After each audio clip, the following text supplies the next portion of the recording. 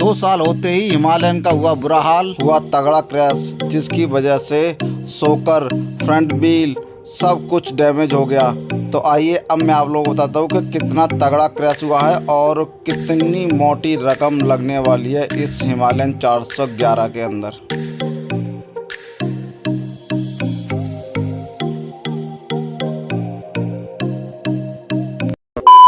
तो hey guys, good morning to all, welcome back to another video. तो मैं हूं देसी राइडर लोधी और आज है संडे और संडे के दिन हम लोग जाने वाले हैं ओखला। ओखला क्यों? क्योंकि आज तुम्हारे भाई का होने वाला है तगड़ा खर्चा, मोटा खर्चा होने वाला है। क्योंकि आज जो है वो है हमारी रुद्रा की 5th सर्विस। तो जो हमारी रुद्रा की जो रनिंग है ना वो 20,000 प्लस किलोमीटर हो गई है। तो इसलिए अभी मैं जा रहा हूँ उसकी सर्विस कराने के लिए, क्योंकि मुझे 2-3 दिन से ना थोड़ा सा इशू सा लग रहा था। क्योंकि पिछले वाले जो टायर है ना उसका, रुद्रा का जो रियर जो टायर है उसके अंदर थोड़ी सी बबलिंग सी लगती है। जब ब्रेक मारते हैं ना, ब्रेक वगैरह लेते हैं तो उसमें हल्का सा मुझे लगता है कि कुछ इशू है। हो सकता है ज़्यादा, या फिर अलाइनमेंट का इशू हो, या फिर अपना जो बेरिंग होता है ना उसका इशू हो। तो वो और प्लस में सर्विस दोनों को फिक्स करा के आएंगे। तो वो सब क्लियर कराऊंगा आज इस सर्विस में, और आप लोगों को मैं दिखाऊंगा कि जब 20,000 किलोमीटर चल जाती है और 5th सर्विस में कितनी कॉस्ट आती है, कौन कौन से पार्ट्स पड़ते हैं। तो वो सब आप लोगों को इस ब्लॉग के माध्यम से पता लगेंगे। तो चलिए चलते हैं और मैं मिलता हूँ आप लोगों को रुद्रा पर। चलिए भाइयों, अपना ब्लॉग स्टार्ट करते हैं। ऊपर वाले का नाम लेते हैं। हर हर महादेव, जय माँ भवानी। जैसा कि मैंने आप लोगों को बताया है, जो मेरी रुद्रा है उसके 20,496 किलोमीटर कंप्लीट हो गए हैं और अभी मैं जा रहा हूँ सर्विस कराने के लिए। तो सर्विस इसलिए क्योंकि जो भी हमारी नई जर्नी होने वाली है उससे पहले जो भी इशू हैं इसके अंदर वो मैं सारे क्लियर करा लेता हूँ। हमारी जो नई जर्नी शुरू होने वाली है उसमें मैं नहीं चाहता था कि कोई भी प्रॉब्लम फेस करने को आए, तो इसलिए मैं सर्विस कराने जा रहा हूँ इसकी। और वैसे भी ये 5th सर्विस आ गई है। अगर देखा जाए तो जिस हिसाब से किलोमीटरों के हिसाब से तो आ गई है, बट टाइम के हिसाब से नहीं आई है। तो अभी मैंने कुछ बंदे बता रहे थे कि भाई अभी सर्विस कराने की तो ज़रूरत है नहीं जब अच्छी खासी मस्त चल रही है। बट मुझे मालूम है ना कि क्या क्या इशू है इस रुद्रा के अंदर। तो सबसे पहले जो कि मैंने आप लोगों को बताया, जैसे ही मैं इसको एक्सीलेटर देता हूँ और उसके बाद जैसे ब्रेक लेता हूँ ना, या फिर प्रॉपर रोक के और उसके बाद मैं हल्का सा एक्सीलेटर दे के उठाता हूँ तो हल्की सी बबलिंग सी आती है पीछे रियर वाले टायर से। तो वो मेरे को चेक कराना है। और बाकी जो इसकी क्लिच वगैरह है वो मेरे को, ये वायर वगैरह वो सब चेंज कराने, क्योंकि जब से ये मैंने रुद्रा ली है ना तब से अभी तक इसके अंदर कोई भी पार्ट्स चेंज नहीं हुआ है। तो वो सब चेंज कराऊंगा और अपनी सर्विस कराऊंगा। सर्विस में क्या क्या पार्ट्स पड़ेंगे 20,000 किलोमीटर के बाद में वो सब देखने पड़ेंगे। क्या खर्चा आने वाला है इस 5th सर्विस पर, क्योंकि 4 जो सर्विस थी ना वो तो फ्री वाली थी और ये होने वाली है पेड सर्विस। तो पेड सर्विस का जो क्या चार्ज है वो देखते हैं, और कौन कौन से पार्ट्स जो पड़ेंगे वो सब इस ब्लॉग में मैं आप लोगों को कवर करके दिखाने वाला हूँ। तो ये जो सर्विस सेंटर में जा रहा हूँ ये है ओखला फेज़ 1 का। तो क्या है ना, अगर डायरेक्ट जाओ तो भी नंबर आ ही जाता है, क्योंकि पूरा दिन ख़राब होता है डायरेक्ट सर्विस पर जाने से ना। और इसलिए मैंने क्या है ना, तो मैंने कल रात को ना इसका जॉब कार्ड ही बनवा लिया। कॉल करके मैंने इसकी अपॉइंटमेंट ले ली और अब क्या है ना, कोई प्रॉब्लम नहीं होगी। जाते ही अपनी जो रुद्रा है वो सर्विस पर लग जाएगी। तो उसके बाद जो भी टाइम लगेगा, 1 घंटा 2 घंटा 2.5 घंटा वो होंगे, दिन ख़राब नहीं होगा। इससे पहले की जो मेरी 3 सर्विस है ना वो मेरी हुई थी फरीदाबाद में, सेक्टर 28 में। वहाँ पर ही आरी का जो शोरूम है और सर्विस सेंटर है उसी के नीचे ही वहाँ पर। और वहाँ मेरा था दिल थोड़ा सा खट्टा सा, यानी मोटा हो गया। जो ना जो सेटिस्फेक्शन होता है वो मिला नहीं वहाँ से, क्योंकि जब भी सर्विस पे गया, मैंने 3 सर्विस कराई तो वहाँ पर हर बार हर सर्विस पर ये होता था कि सर्विस तो हो जाती थी, सर्विस में कोई इशू नहीं है, बट जब वॉशिंग का टाइम आता था ना तो वहाँ पर यार वहाँ की लाइट चली जाती। उनके पास डीजी ना इन्वर्टर कुछ भी नहीं था जिससे कि वो लोग गाड़ियों को वॉश कर दें। फिर वो कूपन जनरेट करके देते थे कि भाई नेक्स्ट टाइम जब आप लोग विजिट करोगे साइड में तब वहाँ वॉश कर देंगे। कूपन जनरेट कर दिया, कूपन दे दिया, ये सब प्रॉब्लम होती थी वहाँ। और गीला कपड़ा मार के पहुँच के कर देते थे। फिर अपने घर आओ, उसके बाद में फिर 100-120 रुपये इसको वॉशिंग के लिए कर दो। तो यार वो मेरे को ठीक नहीं लगा। उसके बाद से मैं जो 4th सर्विस है मैंने यहीं से कराना शुरू कर दिया, ओखला से ही। तो ओखला में ठीक है यार, पास के पास रहता है, वहाँ जाओ यार 15-20 किलोमीटर जाओ और उसके बाद में भी थोड़ी सेटिस्फेक्शन ना मिले ना तो वो मज़ा नहीं आता। बेशक कुछ भी हो जाए, बट जब तक गाड़ी एकदम वॉश होकर चमचमा के नहीं निकले ना, तो यार वो मज़ा नहीं आता। कि वो लगता ही नहीं कि सर्विस हुई है या नहीं हुई है। तो इसलिए तुम्हारे भाई ने ना चौथी सर्विस जो है ओखला में कराई, उसके बाद अब जो 5th सर्विस है वो भी ओखला में कराऊंगा। सो गाइस, फाइनली तुम्हारा भाई पहुंच चुका है ओखला के फेज़ 1 के सर्विस सेंटर में। तो अभी एक्चुअली गाड़ी दिख रही है और अभी बनने वाला है हमारा बाइक का जॉब कार्ड, और उसके बाद जॉब कार्ड बनने के बाद में ये जाएगी सर्विस के लिए। तो जो भी इसमें जो भी चार्जेस होते हैं और क्या कॉस्ट आती है, और कुछ पैकेज भी यहाँ पर सर्विस के रिलेटेड वो भी मैं लूँगा, उसके बारे में ये बता देते हैं। वो सब इन्फॉर्मेशन आप लोगों को मिलेगी इस ब्लॉग में। तो आइए चलिए चलते हैं और जॉब कार्ड के लिए अप्लाई करते हैं। तो गाइस, अपनी रुद्रा की जो है टेस्ट ड्राइव कंप्लीट हो चुकी है और ये भाई बना रहे हैं हमारी रुद्रा का जॉब कार्ड। और जैसे ही जॉब कार्ड कंप्लीट होगा उसके बाद डायरेक्ट जाएगी ये सर्विस के लिए।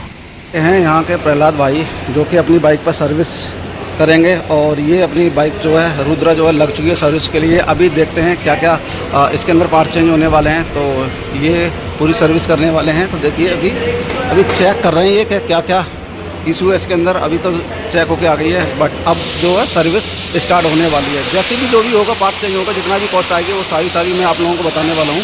तो बने रहिए मेरे साथ में। तो आइए अब मैं आप लोगों को बताता हूँ कि इसके अंदर जो सर्विस में जो पार्ट्स हैं वो मेरे अकॉर्डिंग क्या क्या चेंज होने वाले हैं। तो सबसे पहले इसका जो इंजन ऑयल है वो चेंज होगा, ठीक है। उसके बाद इसके अंदर एयर फिल्टर होता है वो चेंज होगा। और इसके बाद ये जो फ्रंट के जो डिस्क पैड हैं वो चेंज होंगे, रियर डिस्क पैड चेंज होंगे। उसके बाद इनका शॉकर का जो ऑयल है वो चेंज होगा। और उसके बाद जो है दोनों के जो ये रिम है ना, रिम की व्हील बैलेंसिंग होगी, ठीक है। और उसके बाद क्या है, अपना जो मीटर है थोड़ा बबलिंग कर रहा है वो भी चेक होगा। और उसके बाद पूरी वही सर्विस भी होगी। और 2-3 और चीज़ें हैं वो मुझे आइडिया नहीं है वो क्या क्या चेंज होने वाले हैं इसके अंदर। तो अभी देखते हैं और बात करेंगे भाई से कि इस बाइक के अंदर और कौन कौन से जो पार्ट्स हैं वो चेंज होंगे। तो भाई इंजन का ऑयल निकाल दिया भाई ने, ये देखो।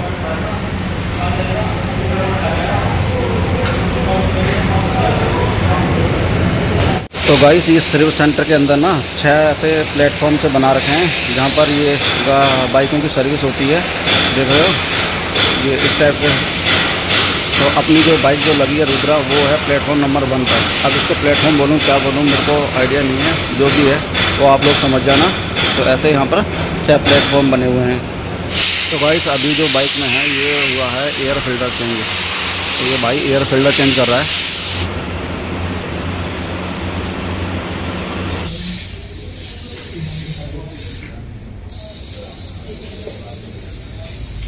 सो दोस्तों, ऑलमोस्ट 50% काम कंप्लीट हो गया है। पीछे का जो रियर व्हील है ना, उसका व्हील बैलेंसिंग तो कंप्लीट हो गया है। और अभी क्या है, अब ये चल रहा है काम फ्रंट का। तो फ्रंट में ये खुलेगा और उसके बाद में इसका व्हील बैलेंसिंग हुआ और उसको शोकर की ये ऑयलिंग होगी, शोकर में ऑयल भरा जाएगा। तो गाइस, अपनी रुद्रा के जो है ये फ्रंट व्हील खुल चुका है। अपनी बाइक के जो है शोकर खुल गए हैं और यहाँ हो रही है ऑयल की फिलिंग। ये देखिए, ये सारा ऑयल निकाल रहे हैं पहले पुराना वाला, और उसके बाद इसके अंदर नया ऑयल पड़ेगा। देखो, तो फ्रंट वाला टायर है ना, उसकी व्हील बैलेंसिंग होके आ गई है, ठीक है। और इधर हो रही है शोकर की ऑयल फिलिंग। तो ये ऑयल डलता है शोकर के अंदर।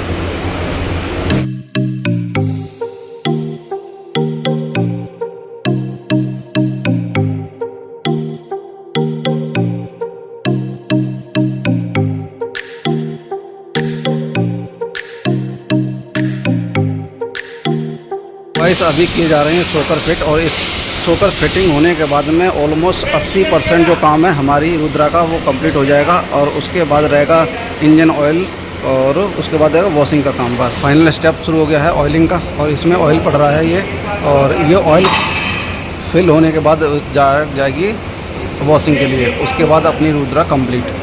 सो गाइस, अपनी बाइक की सर्विस हो गई कंप्लीट। और अब ये ऑयलिंग हो रही है इसकी, जहाँ जहाँ पॉइंट हैं तो उन पर ऑयलिंग हो रही है मेन पॉइंटों पर। उसके बाद जाएगी वॉशिंग के लिए। मेनली गाइस, तुम्हारे भाई की रुद्रा जो है, अपनी रुद्रा हो गई कंप्लीट एकदम सर्विस फर्स्ट क्लास तरीके से। और अब जाएगी वॉशिंग के लिए। चलो वेट करते हैं, देखते हैं कितना टाइम लगता है। भाई साहब, सर्विस तो हो गई है। अब ज़रा थोड़ा सा राउंड मार के चेक कर लूँ, फिर उनको बताऊँगा और आपसे बात करूँगा मैं। ओहो वाओ, इसका जो थ्रोटल है ना बड़ा स्मूथ हो गया भाई साहब सर्विसिंग के बाद ना। और बाकी जो बबलिंग की आवाज़ आ रही थी ना वो भी नहीं आ रही है। और पिकअप भी थोड़ा सा सही लग रहा है।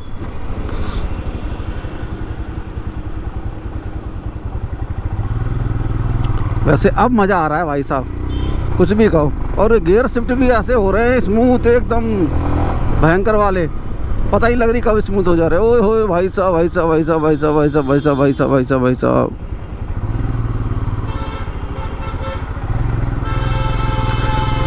यार एक्सीलेटर का तो लग ही नहीं रहा मेरे को कुछ।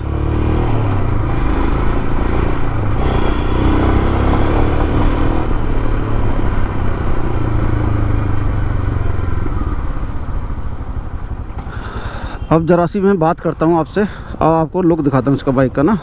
तो गाइस ये देखिए, ये है अपनी रुद्रा जो कि सर्विस के बाद में कुछ इस प्रकार लग रही है। वैसे लगती तो अपनी नई है, चमचमाती हुई नई, ठीक है ना। और अब निकलते हैं घर के लिए और बाकी की बातें हम लोग चलते चलते करेंगे और घर पर करेंगे, ठीक है। वाह वाह मज़ा तो आ रहा है भाई साहब, कुछ भी कहो।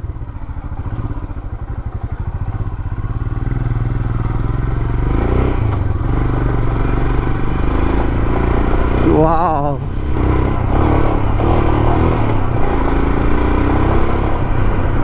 सही है, गजब मज़ा आ गया।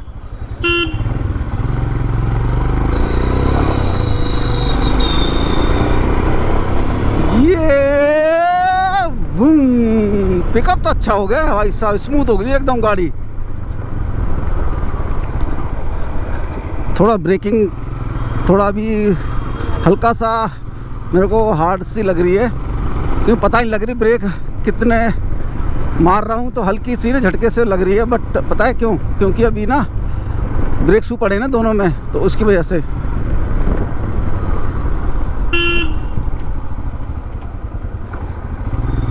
ओए होए भाई साहब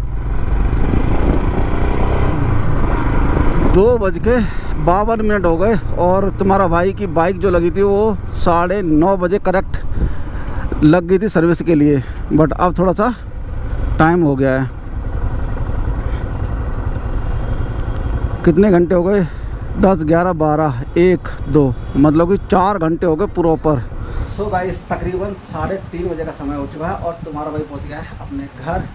और अब मैं आप लोगों को बता दूं कि जो सर्विस में है ना, जो क्या कॉस्ट आई है, कौन कौन से पार्ट्स पड़े हैं और किस पार्ट की क्या वैल्यू है, क्या वैल्यू प्राइस है और टोटल जो कॉस्ट आई है वो क्या आई है मेरी। तो चलिए अब बात करते हैं अपने बिल के लिए।